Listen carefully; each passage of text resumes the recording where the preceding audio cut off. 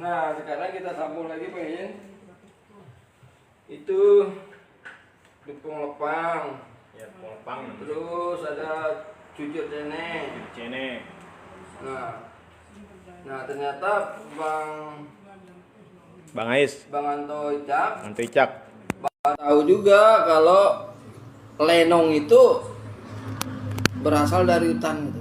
Lenong asli hutan. Asli, dan itu sudah tingkat nasional tuh, karena waktu itu kakak saya di bidang peternakan itu diekspor. Iya, lenong tuh. Oh ada, bukan mikong, bukan lain mikong, lain lenong lah bilang. Oh, cara buatnya beda.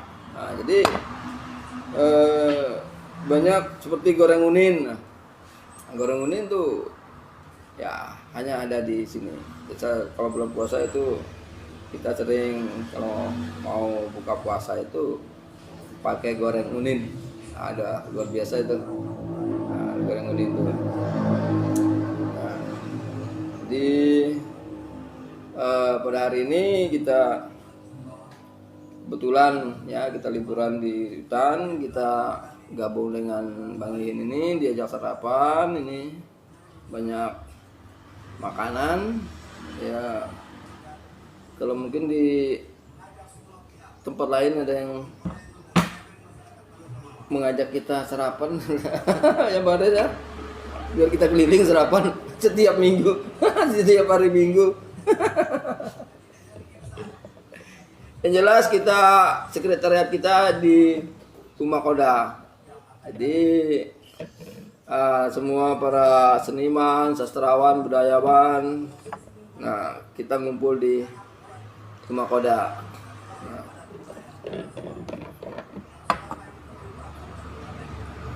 Iya, gimana apa tadi? Saya sempat sesaat ke ini kamar kecil. Apa tadi ada komen yang perlu ditanggapi dari Bang Jarnawi? Apa komen beliau? Wah, Bang Ais itu luar biasa katanya. Ini yang jelas sosok-sosok yang luar biasa semuanya.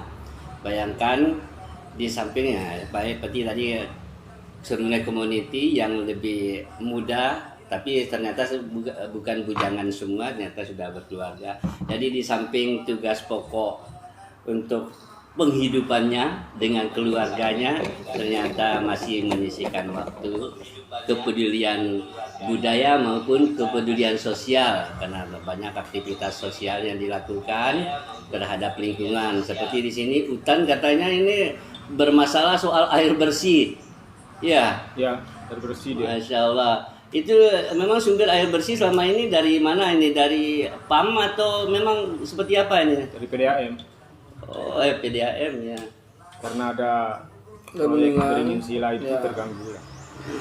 Mungkin kalau nanti bisa normal itu pas selesai bendungan ya udah bisa normal.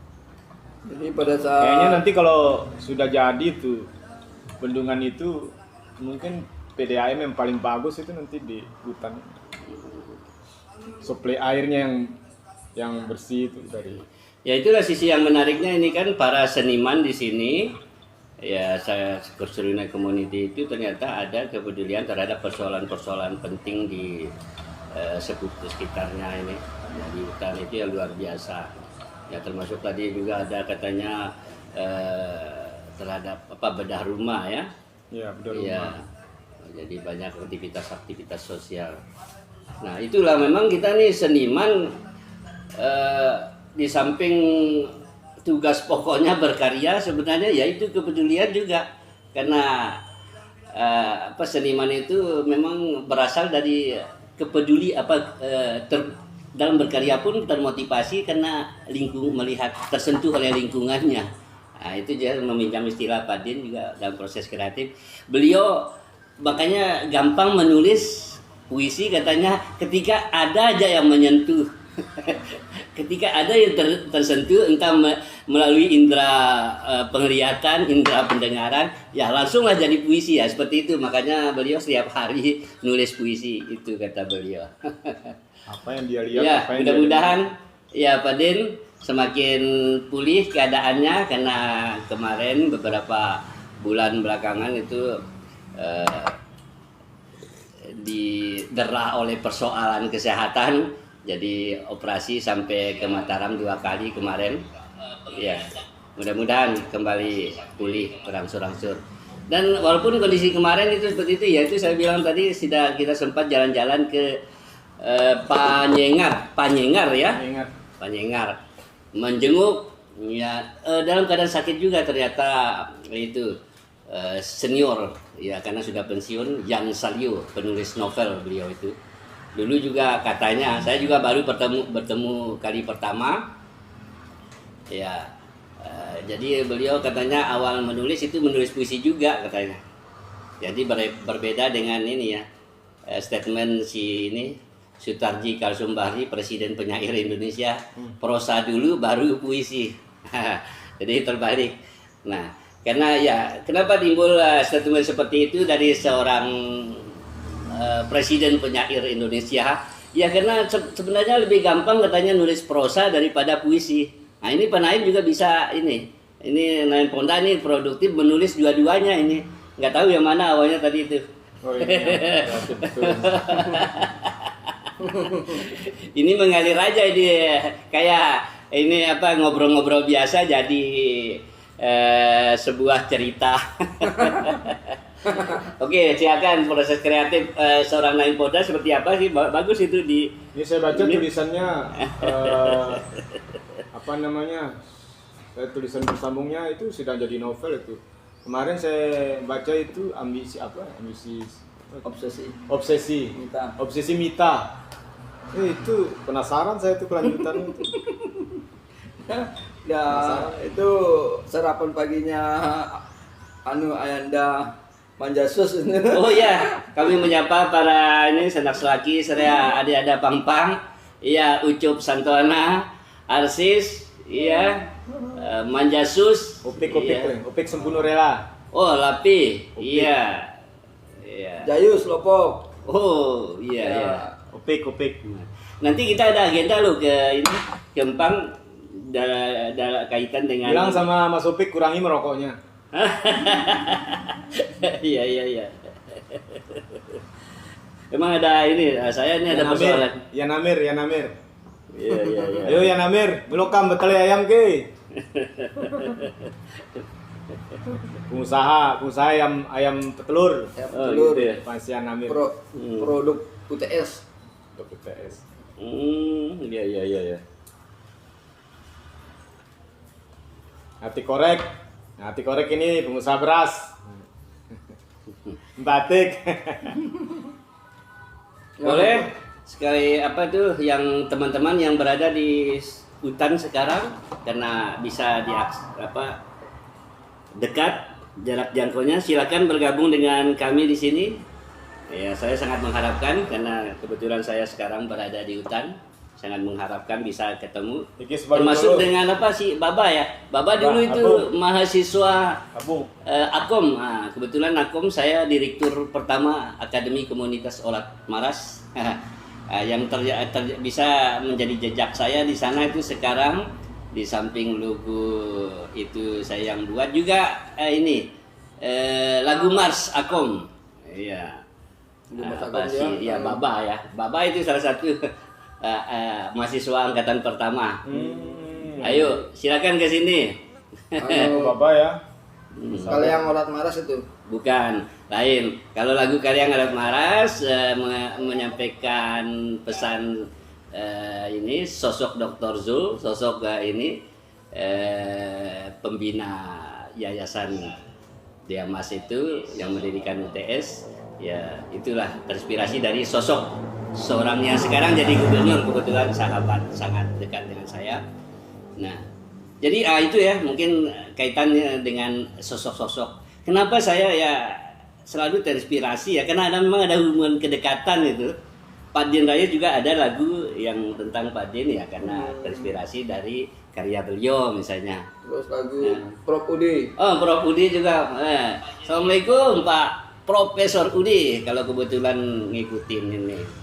Iya, jadi beliau sudah sangat tahu itu, cuman sampai saat ini belum kita rilis produksi lagu itu. melalui proses studio belum. Mudah-mudahan nanti setelah berkah datang ke hutan ini ternyata teman-teman Serunai Community ya bisa terjalin kerjasama memproduksi karya-karya. Ya sebab karya Bang Anto Icak juga itu banyak ingin beliau tuh punya channel sendiri YouTube itu.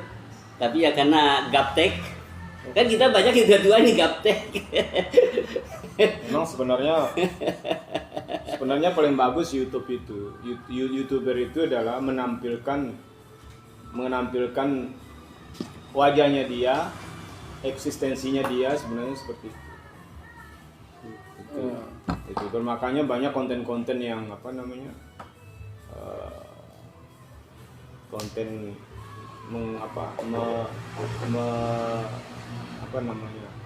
menganalisa konten orang gitu, konten orang lain, kemudian dia review lagi konten itu. Dan itu ada gambar dia di situ, karena itu YouTube seperti itu. Kayak Bang Anto Icak sebenarnya beliau tuh harus juga punya konten YouTube sendiri. Iya. Nah, dia produktif kan. Bayangkan lagu terakhir saja sekarang yang Mawar Jinga itu luar biasa itu. Iya. Viewersnya sudah sampai 103 apa itu ya, yang jelas luar biasa. Yang paling viral lah kalau untuk konten lagu Sumbawa. Itu ada di YouTube-nya itu Oktaben kalau nggak salah. Manajemen. Ya, dan seperti lagu wajib gitu loh. Lagu itu di Sayang Bang Anto nggak punya channel sendiri. Coba beliau punya channel sendiri itu luar biasa. Iya. Beliau bisa setiap detik menciptakan lagu. Apa aja yang dia kerjakan itu dia buat konten. Karena dia itu lambang seniman penyanyi Sumbawa itu Anto Icak. Iya. Generasi pertama. Jadi Anto Icak itu dalam sejarah perjalanan seni musik ke Sumbawa ini dia jadi salah satu ikonnya. Iya. Masih tersisa. Ada Bang Lik Matanu. Masih ada, masih dan itu hidup. perlu kita Iya, apresiasi gitu ya. Maksud saya tuh sayang Bang Anto Icak tidak menempatkan dirinya pada tempat sesuai dengan eranya sekarang gitu. Maksud saya saya nggak paham digital.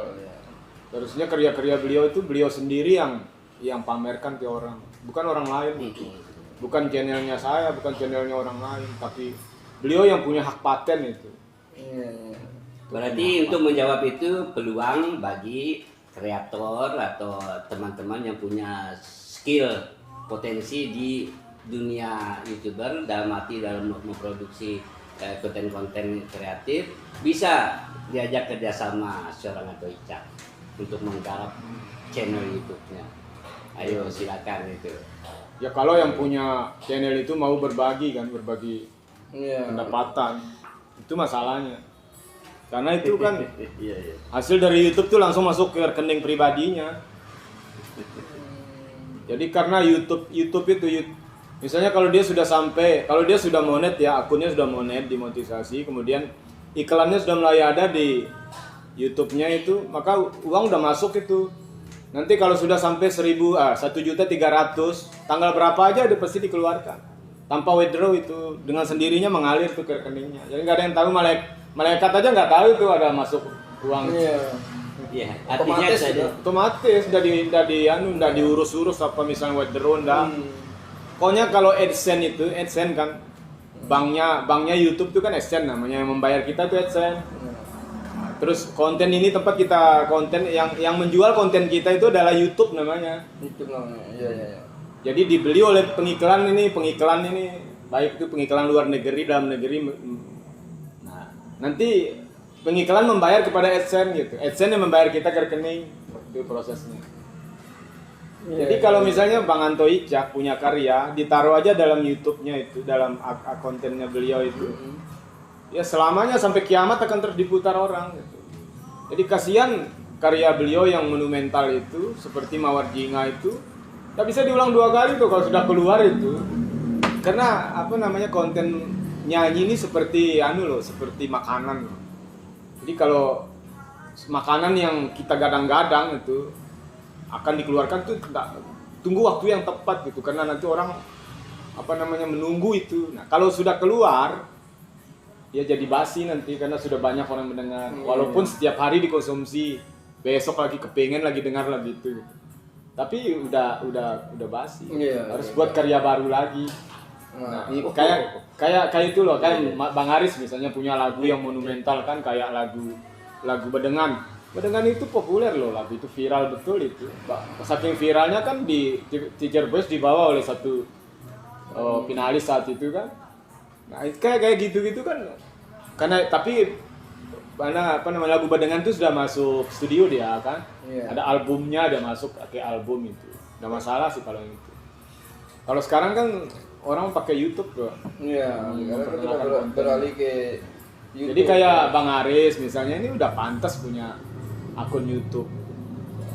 Udah pantas itu. Karena apa yang beliau kerjakan itu bisa apa namanya beliau buatkan konten. Misalnya proses kreatif membuat lagu kayak Bang Aris, beliau bisa buat konten tuh 2-3 episode itu. Jadi konten itu. Jadi setiap detik orang kreatif itu bisa dimonumentalkan melalui digital ini gitu. Itu jadi industri itu. Beda dengan orang tak punya kreativitas, apa yang mau dibuat konten, makanya itu nanti anjing-anjing tabrak mobil dibuat konten kan karena anda punya proses kreatif gitu. Nah kalau Bang Aris, semua teman-teman seniman ini, Anto Icak semuanya itu, mereka wajib punya konten sendiri. Kemudian apa yang beliau kerjakan setiap hari itu bisa dibuat konten. Bang Anto Icak misalnya membuat furniture misalnya kan seniman kan proses mengukir. Ini misalnya lonto engal ini sampahnya begini, dia bisa buat itu jadi konten Bang. Jadi anak-anak sekolah kalau mau mempelajari tentang lonto engal misalnya apa falsafah dalam lonto engal, kenapa ini begini daunnya begini misalnya, tonton aja channelnya Anto Icak karena beliau itu seniman dan budayawan gitu loh. Itu yang nggak dipahami itu. Jadi tolonglah teman-teman seperti Bang Nen itu yang karena berakrab dengan Bang Anto itu dituntun beliau tuh supaya beliau punya channel sendiri gitu. Kenapa? Ketika beliau meninggal nanti karyanya tidak akan hilang loh, ditonton sama generasi berikutnya. Iya, betul itu. Ditonton. Ya, jadi YouTube adalah dokumentasi abadi. Abadi tuh. Jadi ya untuk ini terkait dengan sosok Anto Icak ternyata perlu ada tim kreatifnya beliau untuk menjadikan itu menjadi dokumentasi. Karena dia tuh narasumber loh. Sumber seniman, sumber seni, sumber budayawan itu ada di Anto Icak itu. Orang seperti itu orang langka gitu. Langka orang seperti itu. Dan sekali-kali beliau harus ikut kita di sini. Berdiskusi. Ya Bang Anto. Karena bagi saya Bang Anto Icak ya bukan hanya sama dengan Heri Musbiawan, apa saya kenal banyak kalau orang seperti ini. Bukan hanya sekedar seniman-seniman begitu, seniman-seniman pinggir janda, mereka itu dengan falsafahnya. Dia paham itu budaya Sumbawa itu loh. Kayak si Anu saja, Heri Musbiawan itu dia menciptakan merilis buku judulnya 40 berapa alat musik tradisional Sumbawa. Itu ditemukan oleh dia tuh dari Empang sampai Etalonang sampai Jerewe, dia keliling itu mencari data-data musik tradisional itu. Kemudian dibuat notasinya, notasi angka, notasi not baloknya dibuat itu. Ada bukunya udah diterbitkan oleh Perpustakaan Daerah Provinsi kok nggak salah itu sampai sekarang. Nah, itu apa manfaatnya? Bisa jadi literatur untuk untuk kesenian lokal untuk di sekolah-sekolah SD misalnya SMP. Bisa jadi literatur. Bisa itu. Udah mereka buat itu. Nah orang-orang seperti ini saya bilang itu orang langka itu loh. Langka. Iya, berarti tadi poinnya wawasan budaya seorang seniman itu yang jadi pembicaraan ini menarik juga. Nah, jadi memang kita ini ya maaf saya misalnya kebetulan sekarang bisa kita ini dari sisi wawasan budaya ya. Jadi ketika saya membuat lagu misalnya memang unsur itu, kompetensi budaya itu selalu saya menjadi pertimbangan penting. Contoh sederhananya itu mungkin sudah 20-an 30-an tahun yang lalu misalnya lagu Ina. Nah, lagu Ina itu kenapa saya ada kata-kata di sana awar misalnya atau tojang, itu karena saya memahami sisi budaya kita. tradisi-tradisi yang sudah membudaya itu. Nah, dan itu memang punya nilai atau filosofi yang dalam setiap aktivitas budaya itu. Ya makanya memang yang dinamakan budaya itu tradisi yang sudah menjadi kebiasaan dan memang membawa nilai-nilai atau dampak baik. Nah kayak awar itu yang ternyata engkau ora, nah, gitu kan. Jadi orang-orang tua kita, ibu-ibu kita dulu itu awar itu ternyata di situ juga ada sejenis ritual doa-doa untuk anaknya ketika di awar. Iya itu tentu. Jadi engkau ora. Awar, ya awar. Di samping juga ya, dengan istilah dokumentasi tadi, jadi banyak aktivitas budaya karena oleh perkembangan zaman tentu ada yang tersisihkan ya karena memang perubahan itu yang abadi kata orang kan. Jadi kayak awar itu ya mungkin semakin berangsur-angsur kita ini sudah tradisi itu sudah nggak lagi misalkan. Nah minimal saya sudah mendokumentasikan aktivitas itu, istilah itu di lagu Ina. Artinya secara simbolik, Bang Aris itu sudah mendokumentasikan kata awar. Iya. Kata awar kan selama ini anak-anak generasi sekarang nggak mengenal kata awar itu. Nggak mengenal kata awar itu karena kalau generasi baru-baru sekarang tuh saya yakin tuh dari kata awar saja yang dalam lagunya Bang Aris itu seharusnya itu bisa kita bedah itu. Karena makna filsafatnya tuh tinggi kata awar itu. Iya. Jadi itu derajat yang paling tinggi dari seorang ibu. Ini saya tataran Sumbawa loh. Dalam tataran kita tahu Sumbawa nih, kasih sayang tertinggi dari seorang ibu itu, ya, yaitu ketika dia mengawar anaknya. Ya awar anak mungkin paning. Itu bukan di awar-awar saja, itu dengan senandungnya, dengan merdunya itu pernah. Sekarang beliau berzikir, menyanyi dan bersalawat segala macam. Itu berisikan doa-doa itu. Itu wirid yang asli itu seorang ibu itu. Ketika mengawar, mengawar anaknya itu. Jadi awar tani ya osap panu teh. Apa sih yang tahu? Semangat otak anak teh ya awar yoluai osap. Itulah kasih sayang yang paling tinggi itu dari kata awar nih dari tradisi awar nih. Jadi kita selalu ya lakukan tahu loka kita lingina kita seruntung kadang sekali dalam senganu kadang 2 kali dalam senganu awar tuh jaga kadang di turin awar tuh balik dengan ke doa apa deh ya awar. Jadi penuh makna kata awar itu. Saya tidak bisa mengindonesiakan kata awar itu dalam bahasa Indonesia. Saya coba cari itu. Ini coba kita kita bedah ya nilai-nilai bukan aja nilai estetika, bukan hanya nilai tapi nilai falsafah dari lagu-lagu yang dikemas oleh teman-teman kita. Makanya mereka memilih kata-kata yang aslinya bahasa Sumbawa itu karena bahasa Semawa itu derajat suka tubleng mengalahkan Al-Quran tidak, tapi penuh makna dia. Apalagi amin tuh kita kaji-kajian kali ngelawas-lawas bumung sebuah itu sastranya tinggi tuh. Iya, itu bisa satu bait lawas saja kita tafsirkan itu bisa berbuku-buku sebenarnya. Terkait ini juga saya ingin katakan ya. Jadi boleh dikatakan kita sedang menjalankan fungsi kamus juga ya.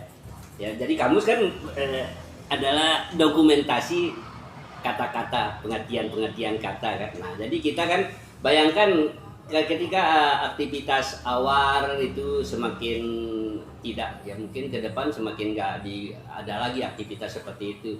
Tapi minimal kekayaan hasanah bahasa kita pernah ada kata itu.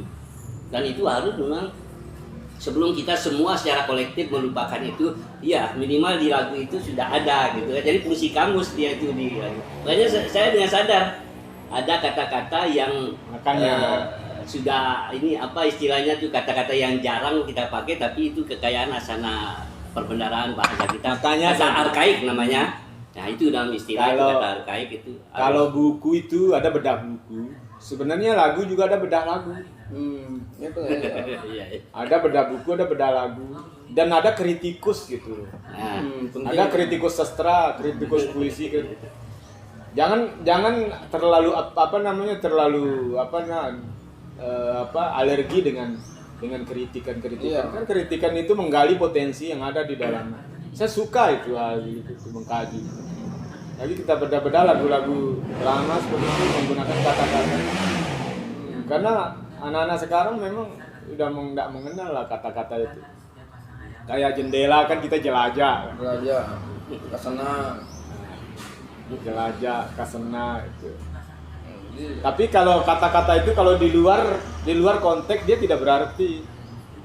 Tapi kalau dia masuk ke dalam satu rangkaian lawas misalnya atau apa namanya satu ya rangkaian lawas lah, itu baru bermakna dia. iya. Kayak kata awar itu tadi. Dan banyak. Jadi awar itu menjatuhkan air di kepalanya anak bayi membasuh air di kepalanya bayi oleh seorang ibu. Itu dilakukan berkali-kali sebelum dimandikan itu. Iya. Awar dulu. Jadi tidak ada dalam hasanah bahasa nasional Nggak kita ada. tidak Saya ada. cari itu awar. Perlu mengadopsi kata awar ini Awar. supaya Gitu loh. paling kalimatnya menjelaskan itu membasuh. Membasuh. Seorang ibu membasuh. Ya, kita translatekan secara Latin dia. Jadi membasuh kepala seorang bayi oleh ibunya berkali-kali kan. Iya. Padahal itu Bukan. Rutinitas pagi sore itu seperti itu. dan itu hanya pengertian secara tekstual saja itu, tapi pengertian secara falsafahnya itu Filosofi. tinggi loh, filosofi. Tinjauan budayanya ya. Situ udah ada berdoa di dalam hatinya itu ya senadi gama teu balong anak tanah itu berbagai macam doa itu seorang ibu melantunkan itu ketika dia mengawar anaknya. Juga hanya pada saat awar lah. Makanya saya bilang aktivitas awar ini merupakan aktivitas nilai kasih sayang sangat tinggi dari seorang ibu. Kalau kita mau melihat kasih sayang seorang ibu itu terhadap bayi, terhadap anaknya, berapa kali dia awar setiap hari. Iya, karena itu berpengaruh kan terhadap kejiwaan. Iya. Masuk. Itu masuk dia ke karena tradisi Tusmawata kan tidak lepas dari adat bersedih sara bersedih kita. Jadi masuknya ke sana dia. Makanya Tusmawata yang mungkin juga dari daerah lain seperti itu. Tapi kalau bahasanya orang Sumbawa kan ina kan telas keduanya. Jadi jahat-jahat Tusmawa kan dulu tengah ina. Iya. Lamen ada tuh tengah ina Tusmawa dan bayong Tusmawa.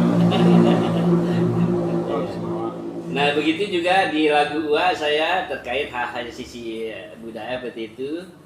Ya sompo, kata sompo juga. Ya betul sompo.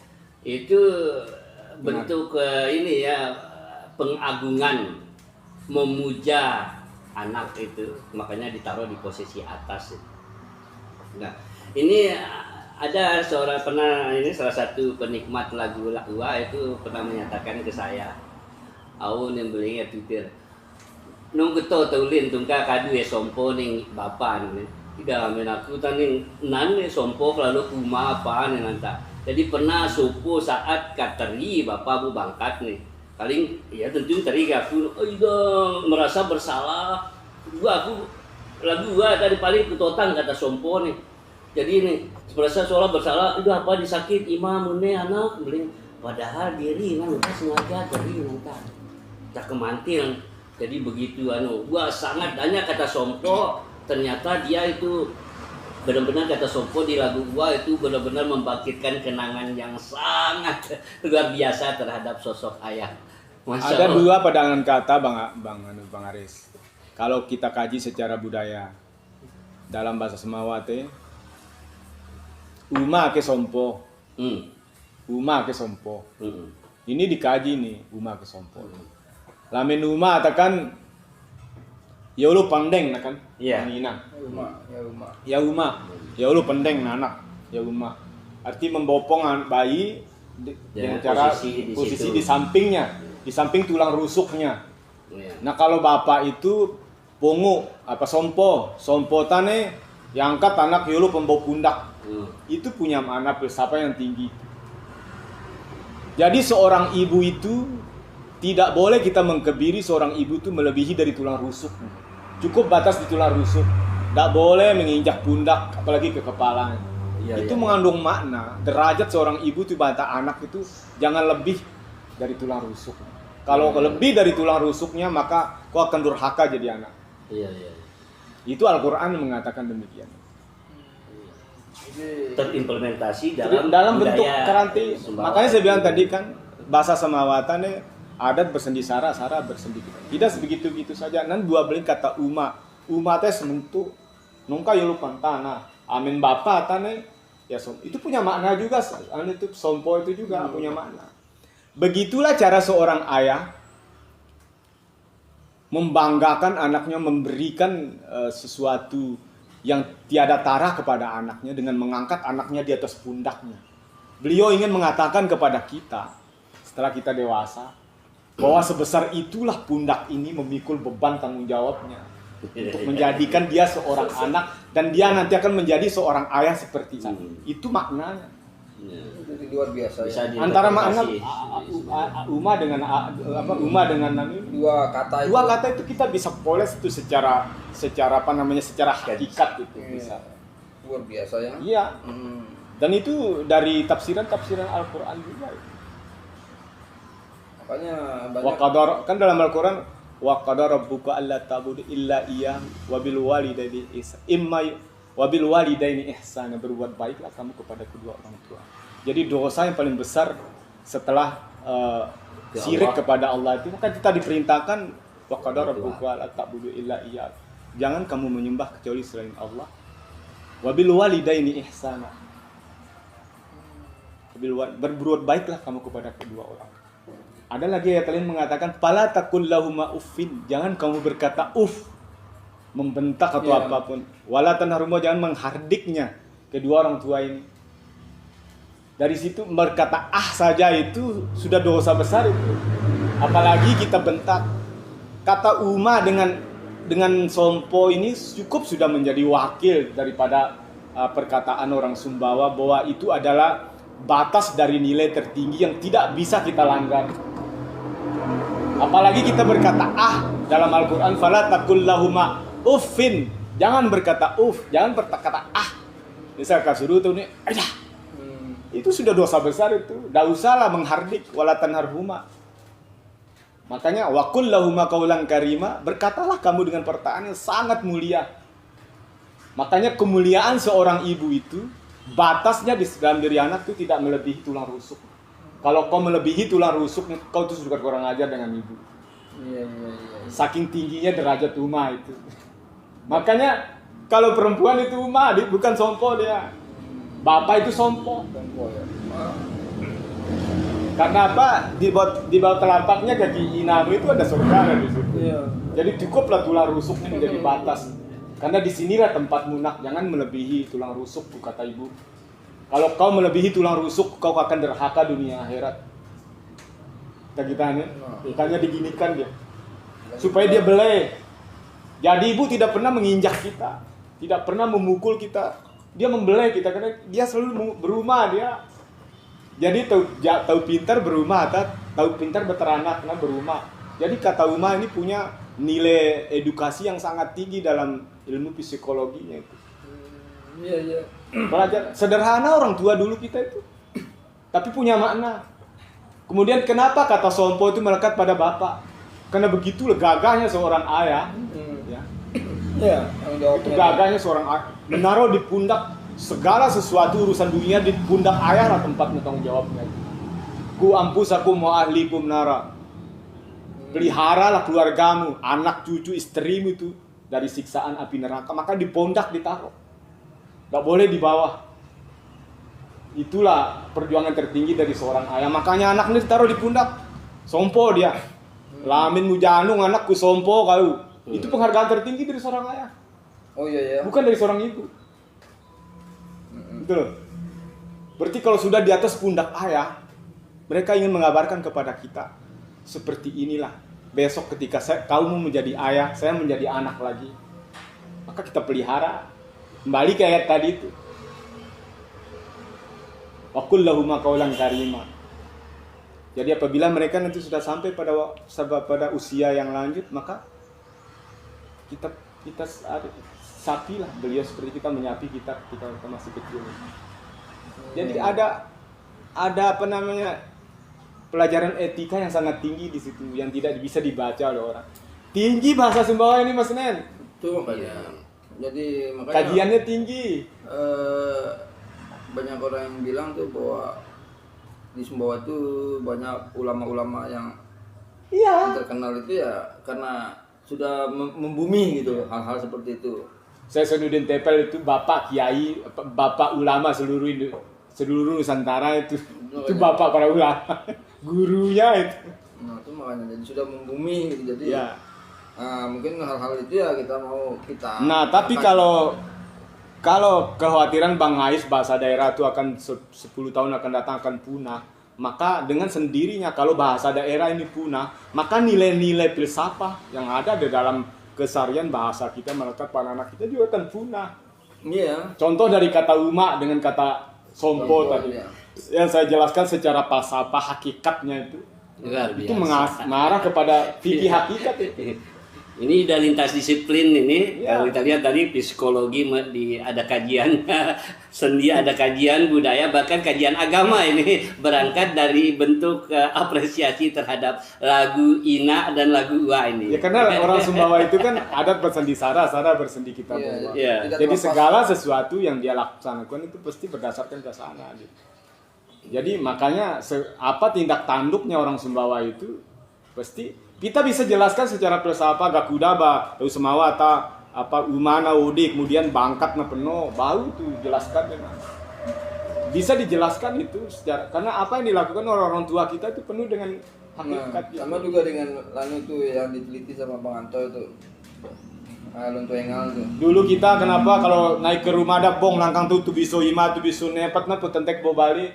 Masa Covid kemarin kan diulang sama orang itu. Iya, kembali lagi. Iya, kembali tadi ke ini salah satu kata yang lebih mengerucut tadi, kata Uma dan kata Sompo di lagu yang saya ciptakan, lagu Ina dan lagu Wa. Ya, jadi memang apalagi sudah mengalami dikupas seperti itu, bisa ditinjau dari kajian agama tadi. Wah, ini seniman, guru, ustadz beliau ini. Jadi ada kajian agamanya seperti itu tadi. Ya memang kita ya seniman itu memang harus memiliki wawasan yang luas dari sisi aspek budaya, agama ya karena harus ada kesadaran itu supaya nilai-nilai yang kita sampaikan itu bisa terekspos tersampaikan lewat lagu seperti ini. Apalagi lagu ini sisi abadinya lagu ketika sudah diterima masyarakat seperti lagu Ina sekitar sudah dari masa produksi rilis perdana itu ada kurang lebih karena saya masih di Jakarta saat itu ya sekitar 20-an tahun berlalu sekitar tahun 2000. Nah, jadi ketika lagu sudah diterima seperti ini oleh masyarakat bahkan tadi dinyanyikan di di lomba-lomba teacher voice ya yang penyelenggaranya PGRI Sumbawa ya, para pesertanya para guru.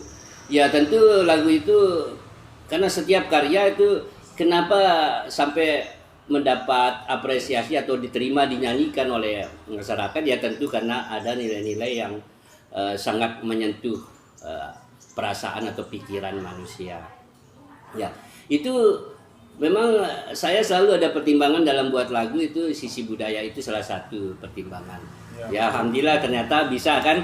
Nah malah lebih ini lagi tadi ternyata ketika dibedah ya seperti buku harus dibedah katanya ya itu berapa referensi tadi surat-surat literasi Al-Qur'annya juga udah banyak ayat tadi hadis yang terlontar untuk menjelaskan. Masih kata Ina, pasti kata Uma saja.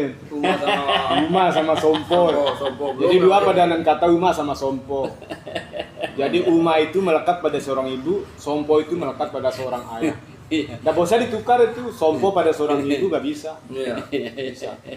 Nah sambil juga menjawab persoalan ya bolehlah ada masing-masing kita punya ini ya kesimpulan atau apapun terhadap suatu kondisi. Katanya Ais Bing Sami itu sangat khawatir dengan nasib ke depan bahasa Sumbawa Nah, itu terjawab dengan misalnya lagu ini kata-kata yang tidak tergolong arkaik, istilahnya kata-kata yang sudah ini.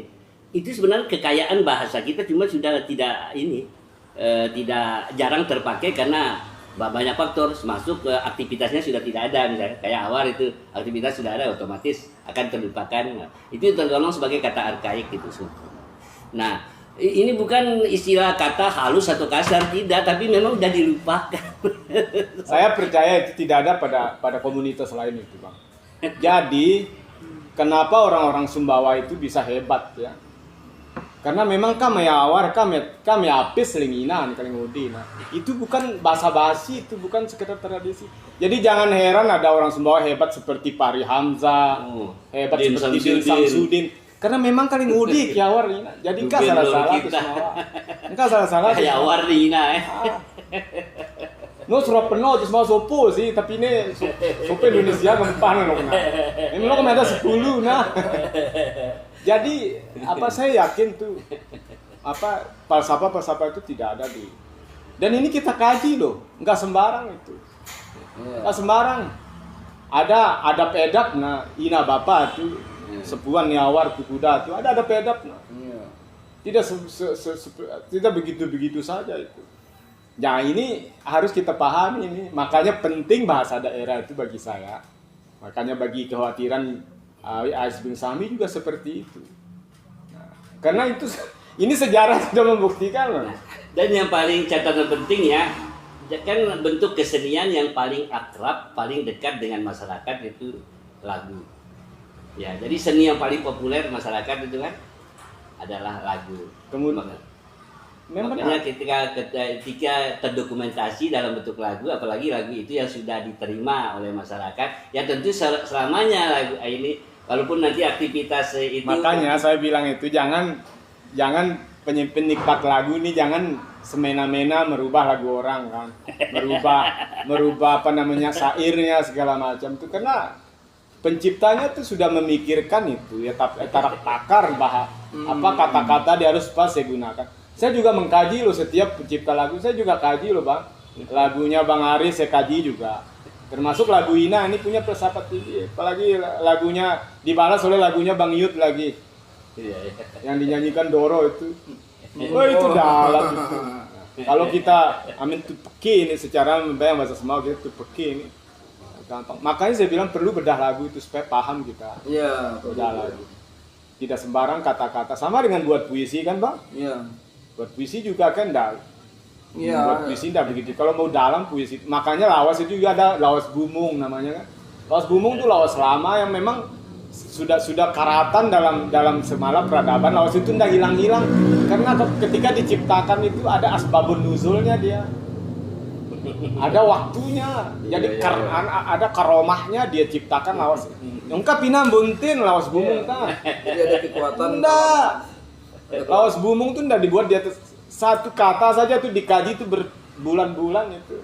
Baru 3 bait 8 suku kata 3 baris itu tuh bisa berbulan-bulan dia baru tercipta satu karena nilai-nilainya dikaji oleh pembuat lawas. Itu loh kalau paham saya. Iya benar. Karena setelah makanya kenapa lawas-lawas yang bumung sekarang sampai hari ini awet? Karena dibuatnya dalam waktu yang lama dan dia membuatnya itu ada asbabul wurudnya, ada penyebabnya dia tercipta lawas itu gitu. Sehingga sampai anutan nih nusi yang hilang. Iya.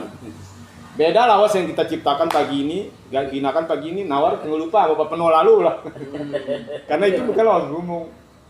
Jadi buat lawas bumung kita bagi aku adalah lawas yang punya pengertian yang sangat dalam dari setiap suku kata yang penggalan kata yang 8 itu.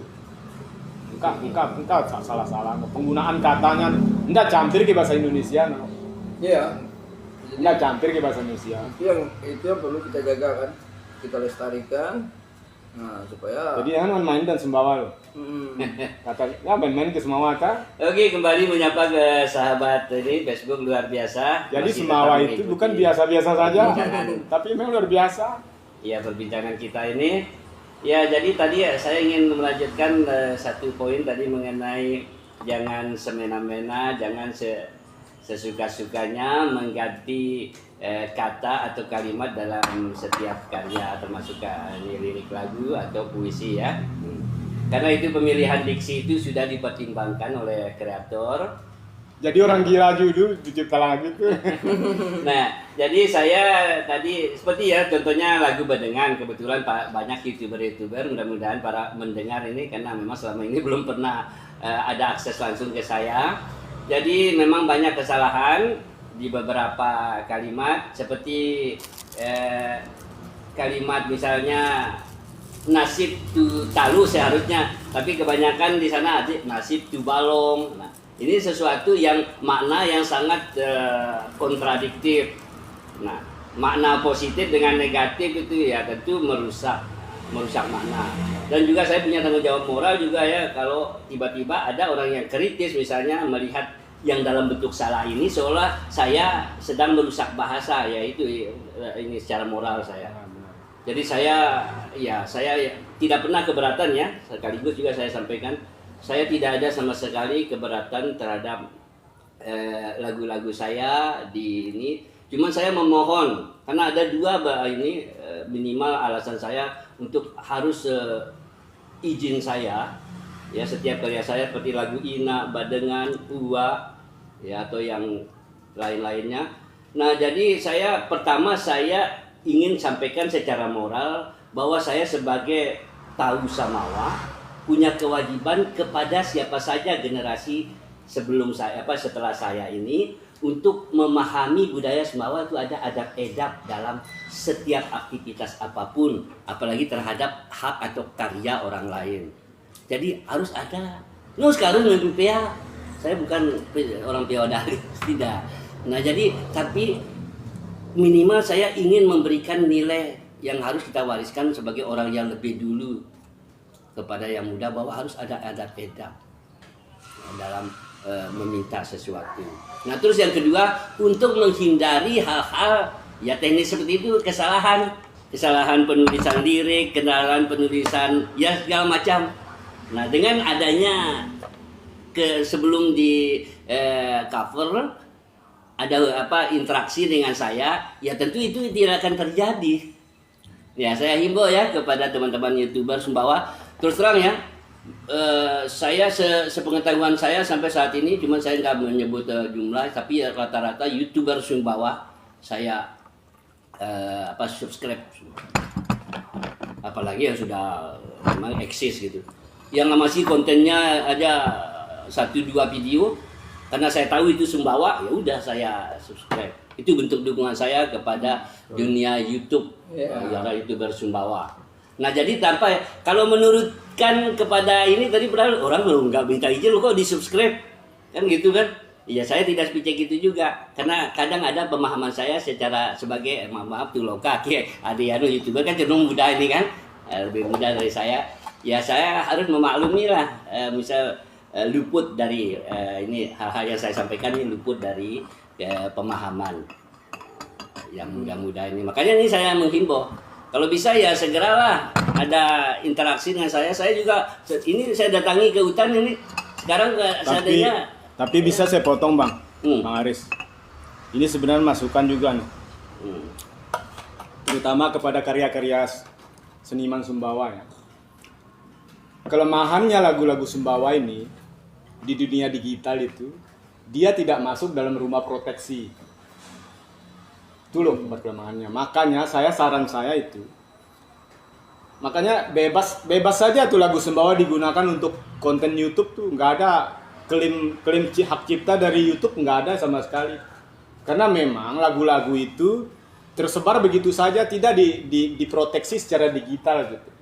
Makanya usul saya kepada Bang Aris dan teman-teman seniman yang lain yang pencipta lagu ini, ayo buat sebuah lembaga pencipta lagu, kumpulan komunitas pencipta lagu. Di situ ada lembaganya, kemudian didata lagu-lagu Sumbawa dengan penciptanya, kemudian secara kumulatif dimasukkan ke dalam rumah digital sehingga terdeteksi, diproteksi lah dalam ketika YouTuber atau pembuat konten mengambil lagu itu.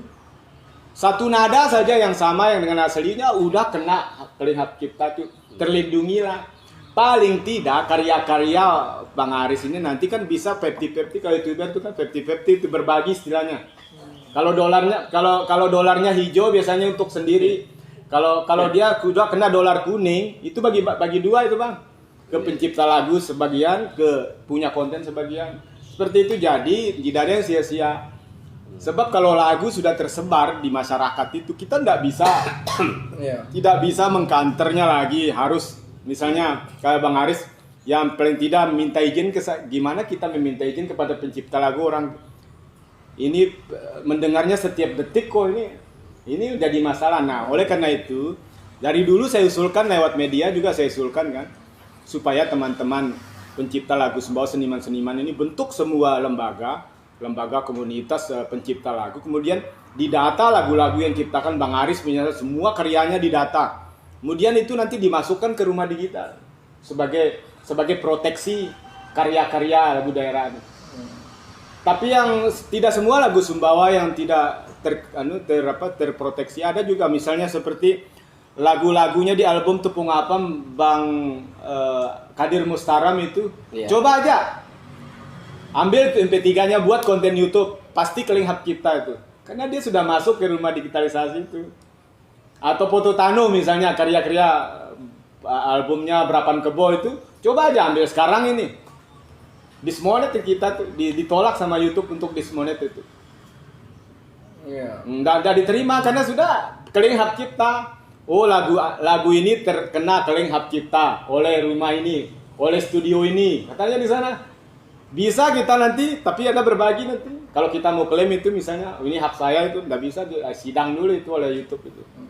Nah, kita nggak bisa mengakui itu hak karya kita. Kenapa? Kalau kita kalah nanti, kita sengketa nanti dengan YouTube, kita kalah, channel kita dihapus loh, dismonet kita. Itu jalan keluarnya. Iya. Oke, ini kan diskusi yang sangat luas tentang itu, tapi minimal sudah tercerahkan tadi ya, seperti apa yang disampaikan. Kalau saya masih dalam tataran berbicara dengan hal prinsipnya, yaitu sisi moral, ya. Sisi moral yang saya sentuh tidak mengarah ke bentuk-bentuk teknis atau hukum, tidak.